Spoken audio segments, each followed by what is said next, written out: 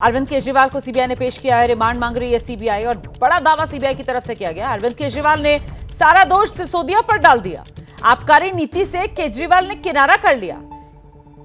आबकारी नीति की जानकारी नहीं, ये केजरीवाल कह रहे हैं। ये तमाम जानकारियां सीबीआई की तरफ से साझा की जा रही है। राउज एवेन्यू कोर्ट में सीबीआई की तरफ से ये बड़ा दावा किया गया है कि अरविंद केजरीवाल खुद को बचा रहे हैं और आबकारी नीति में हर तरीके के घपले से किनारा करते हुए सारी जिम्मेदारी मनीष सिसोदिया पर डाल रहा है। हम सीधे आपको लेकर चलते हैं। हमारे साथ हमारे सहयोगी वरुण जैन इस वक्त मौजूद हैं। वरुण, क्या तस्वीर उभर रही है सीबीआई की तरफ से राउज एवेन्यू कोर्ट में जिस तरीके से दलील रखी जा रही है? तो मतलब लब्बो लुबाब सीबीआई यही बताने की कोशिश में कि अरविंद केजरीवाल खुद को बचाने के लिए मनीष सिसोदिया पर सारा का सारा आरोप मढ़ रहे हैं।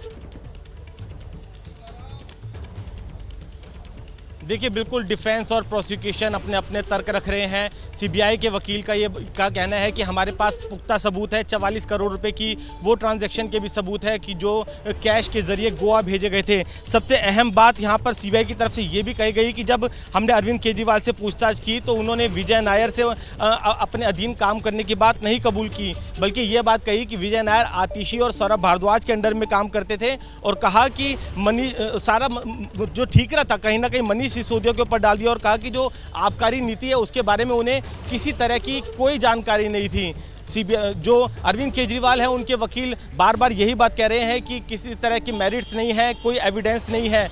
जानबूझकर जो अरविंद केजरीवाल को जेल में रखने की ये पूरी साजिश रची गई है। जब अदालत ने ये बात भी सीबीआई से पूछी कि उन्होंने अरविंद केजरीवाल की पहले गिरफ्तारी क्यों नहीं की तो सीबीआई का कहना था कि अरविंद केजरीवाल सुप्रीम कोर्ट के आदेश के बाद इंटरिम बेल पर थे और यही वजह थी कि वो उनकी गिरफ्तारी नहीं कर पाए। तो दोनों जो पक्ष हैं वो अपनी बात रख रहे हैं। सीबीआई की तरफ से 5 दिन की रिमांड मांगी गई है और ये बात भी अदालत में गई है कि जुलाई तक उनकी जो इन्वेस्टिगेशन है वो लगभग पूरी हो जाएगी। तो फिलहाल अभी अदालत के अंदर जो आर्ग्यूमेंट्स है वो चल रहे हैं और अब देखना ये होगा कि कोर्ट किस तरीके से इन दलीलों को लेता है और अरविंद केजरीवाल की कितने दिन की रिमांड सीबीआई को मिलती है। एक और बात बताइए वरुण, जो खबर आई थी कि राउज एवेन्यू कोर्ट में यहीं पर जब सुनवाई चल रही थी कोर्ट रूम के भीतर ही अरविंद केजरीवाल की तबीयत भी बिगड़ी, शुगर लेवल्स उनके डाउन हो गए, उसको लेकर अभी का क्या अपडेट है?